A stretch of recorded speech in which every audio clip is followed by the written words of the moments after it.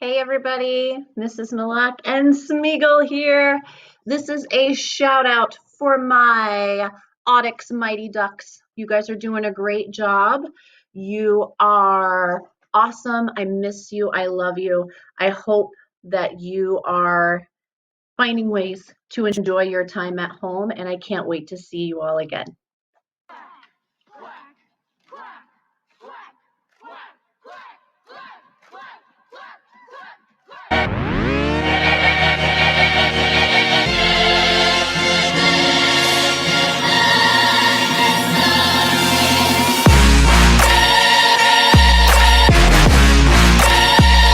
Middle school, welcome to the BuZZ. I am Mr. Ketterman.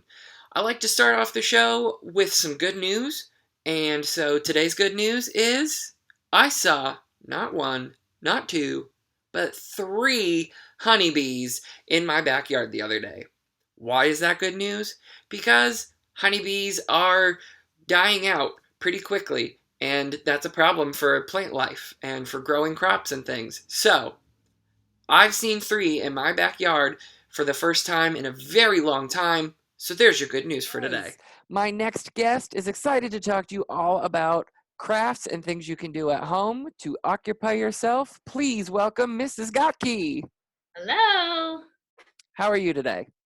I am great. How are you? I'm doing pretty good. The sun is thinking about shining right now, so It can't decide whether it wants to rain or not, but I'll take it. yeah, April in Ohio. What are you gonna do? I know. So, crafts.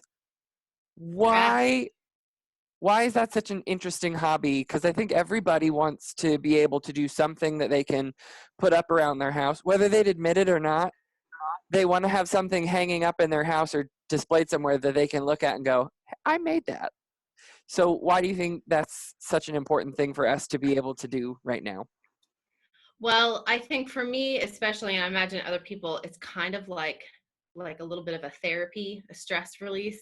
Yes. Now, most of the time, or some of the time, I don't actually either keep the stuff. A lot of the time, I make stuff for other people.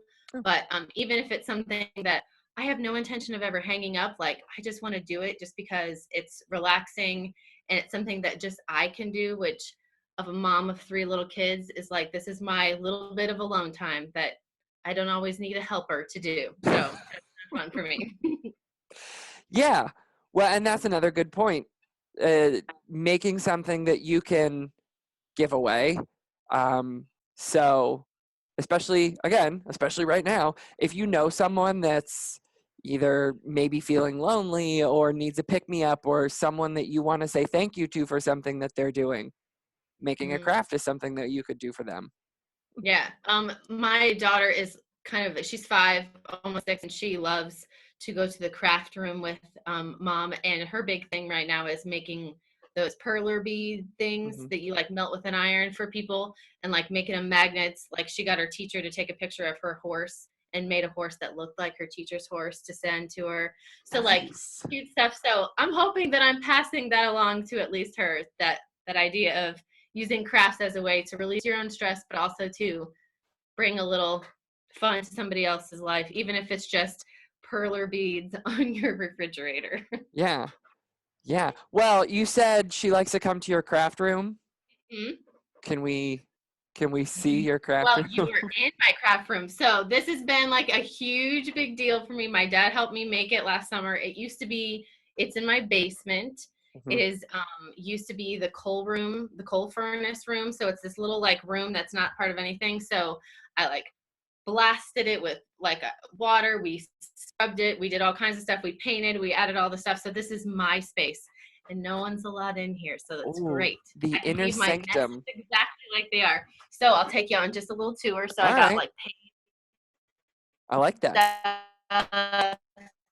My little locking door is awesome. And then you can just see like just storage and spots to do all kind of. Favorite is like this huge big couch that runs the whole all of my stuff exactly where I left it, because let's be honest, I get little chunks of time. So if I get 10 minutes so I can do something, I don't have to pack it all up or worry that a little 2-year-old can just knock down all of this stuff or stuff like that. Yeah. This is This is my messy space if I need it to be. Yeah. That's awesome because I have an art corner. And let me tell you, those little kids will like to find anything they can in that art corner. So, yeah, I know kudos. my house, it started in my guest room and then it got moved to the office. Every time we have a kid.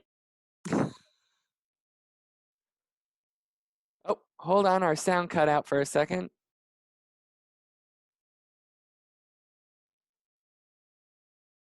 Mrs. Gottke? We lost the sound. Oh, there it is. You're back. Perfect. We missed a little bit of what you said there.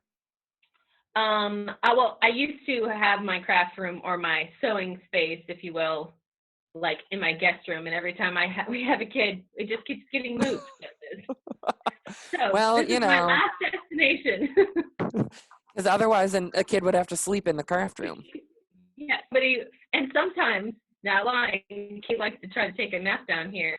If there's lots of stuff going on upstairs, she tries to claim the craft room as her napping space. Hey, you got to find a quiet space somehow. I know. So, what would you say is your favorite thing, like your personal favorite thing to do with your craft time? Well, it does kind of change. I will say that I have made a lot of these recently. So I brought show and tell for you. Nice. So I have made, growing up, my mom made stockings that kind of looked like this for everybody. Okay. So I wanted to make one for my kids. So every one of my kids, like I've been making their own personalized felt stocking, has like Drew's name on it and stuff. So I've made all of my kids. I made a couple of nephews. I think I've made like close to 7 or 8 of these. So I like doing that because they're like in little chunks. But recently I have been doing a thing called diamond dot. It's essentially like the super tiny mosaic. Like they come in these super tiny little bags, these little pieces of stuff, and then you make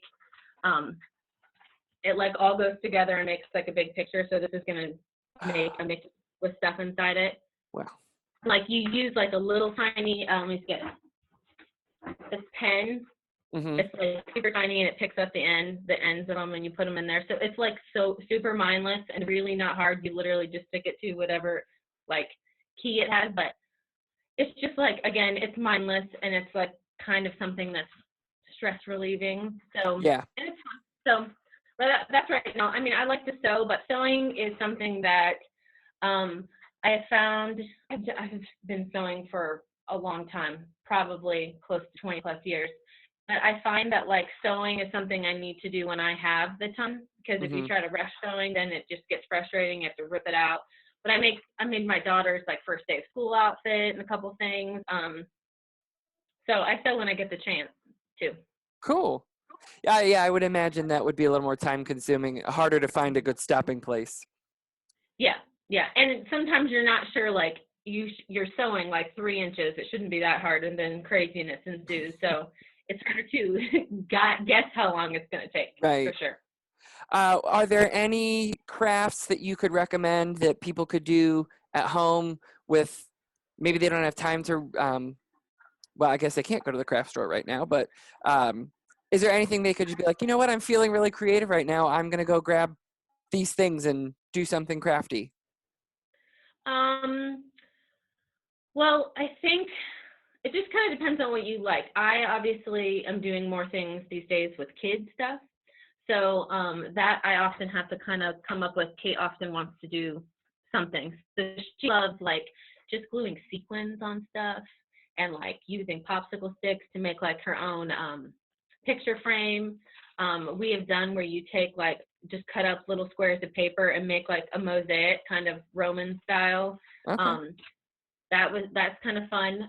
We did something, and this is something that everybody has at home that was actually pretty fun. Like I did one with her. You just need Elmer's glue. Okay. And salt and just watercolor paint. So that's all stuff that most people kind of have around. And if you don't have watercolor paint, you can use food coloring and like water. You can make your own little like watercolor paint.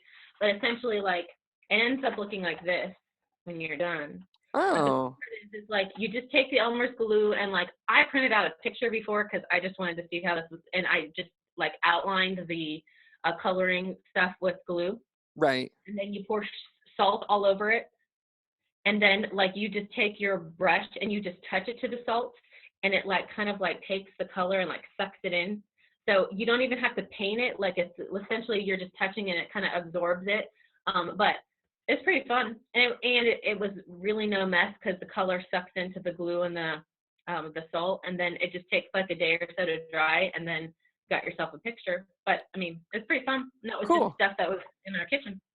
I bet you could use like Kool-Aid, Oh, I bet. like if you had Mm-hmm. Kool-Aid at home. Uh, 100%. so if anybody gets inspired and they do one of those crafts, or if you, I'm sure if you Google easy at-home crafting, you Mm-hmm. could find some things that you could do. We would love to see pictures of it. Definitely. You can email us some of You those don't have to pictures. be like, I think a misconception with crafting is that you have to be super great artist. Like, Mhm. I'm not a super great artist, but I can craft. And I think that's kind of maybe something that it's a different way to show your artistic side. Oh Doesn't yeah, have to be what you can draw. So, yeah. Do you like to scrapbook then? yes, I did, when I had lots of free time. Right, that's But the time-consuming one. yeah, and that has a lot of space. But what I kind of did this year was took it like an online version. So I kind of went to Shutterfly and made my own scrapbook. So less cutting and gluing and more like moving my pictures around and making it look cool. Still cool. So did Yeah. that for a little change of pace. Right. Well, other than crafting, are there any like new aspects of crafting or any other new hobbies that you're exploring now that you have a little bit more time? Well, it's probably been the diamond dot thing because I ordered it like right kind of before the whole like stay at home kind of thing happened. So that's been something that I've just gotten a chance to kind of do. So I use it as like my motivation. Like if I can get whatever my thing is done, then maybe I can give myself 10 minutes to All go right. down and stick some things to something. So that's probably been my that's been my treat, I guess, to myself is that. Okay. And what about books? You probably don't like to read, do you?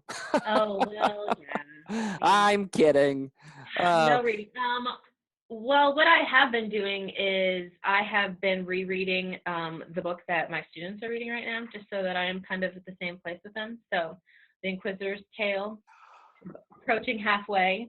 So, as a class, so I'm rereading that just to make sure I'm just remembering everything that they are and do um, it. Mine and Mrs. Sifright's and Mr. Kane's classes read that back in January. Well, actually, I guess it was February because we were finishing it up as we stayed home. I loved it. It was a good book. And I didn't think I was going to. They're getting to some of the funny parts this week, like the dragon. So we'll see. Hopefully they're enjoying it. I figured reading that connects so well to what they're doing in Yeah. class. So that's what I've been reading. Like I have another book that's sitting there waiting for me, but if to be honest, I stay up too late grading and then I fall asleep. So I only can read so much. Yeah. Yeah. I mean, everybody has a limit. That makes sense. Yeah. Has anything happened to you that's just been like, whoa, this was so amazing. This really great thing happened. It's just good news. I just want to shout it out. And no is an appropriate answer. Just. Well, I mean, I think like Mrs. Sivright said in her interview with you, like you have to kind of go small. So one class thing, like I have one assignment that every single kid in a class did, which is big stuff because that's a challenge for some. Sometimes So that doesn't even happen when we're sitting together every day in the building. Exactly. So that is super exciting. The other maybe exciting thing is I have a son who just turned 3 and he's not super talkative. So he has started talking more while we've been home and asked like for his first movie by name, which isn't like Nemo. He brought it to me and said his name. So little things like that, that's not like a big deal to other people, but it's fun for me. Yeah. No, that is a big deal. That's Yeah. awesome. What was my next question? I hear myself saying a lot. So I need to remember. I'm gonna have to write on my notes here. Don't say so much.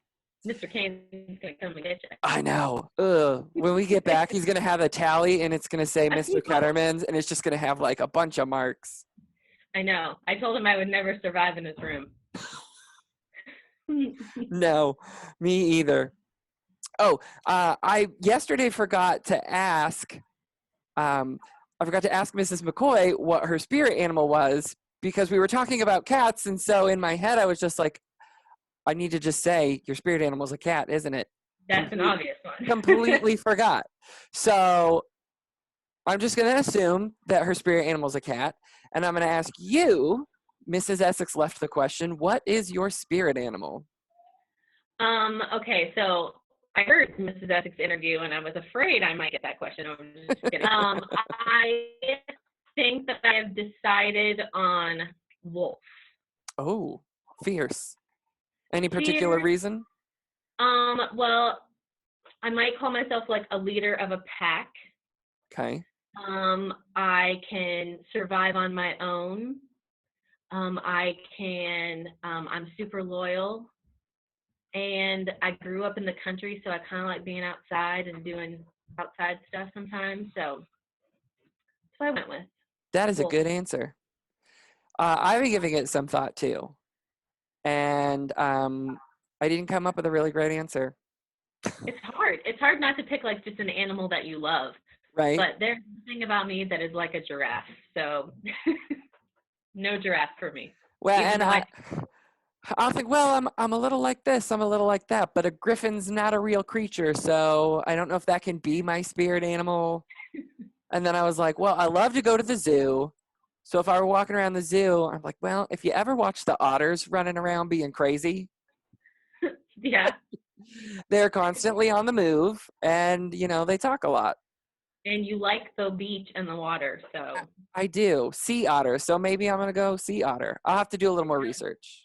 But I didn't just say Let's find a new transition word. Well, do you have a question you could leave for tomorrow's guest? Well, since I teach English, and I tell students that if I didn't teach, I would own a bookstore. My question to the next person is going to be, if you were a character from a book, who would you be and why? Ooh, that's good. I'm gonna write that down. If you were a character from a book, who would you be and why? Yep. Okay. Awesome. I love that question. Is there anything else you would like to share with us today? No, I mean, having a good time, hanging out. Good. Good. I did it again. Maybe that should be my next challenge. Will be who can keep an accurate tally of how many times I say to make me feel bad about it. They'll Okay. pay attention then. They will.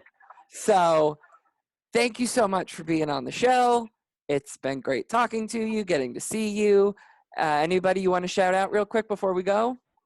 I will shout out to all the Mighty Ducks out there. Keep working. And just I don't know. Have a great day, guys. Yeah. All right. Well, this has been Mrs. Gottke on the BuZZ.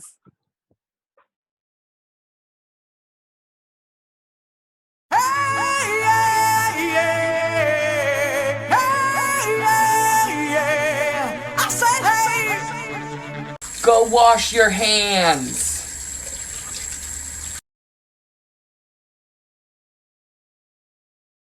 Guys, don't forget to submit photos of your House of Cards challenge. Gotten a few, but we're going to do that tomorrow and Friday, and then I'll have a new challenge for you next week. Mrs. McCoy did the House of Cards challenge until one of her cats came along and destroyed it. Before we go, a couple of shout-outs to share with you. Ariana wanted to give a shout-out to Trinity.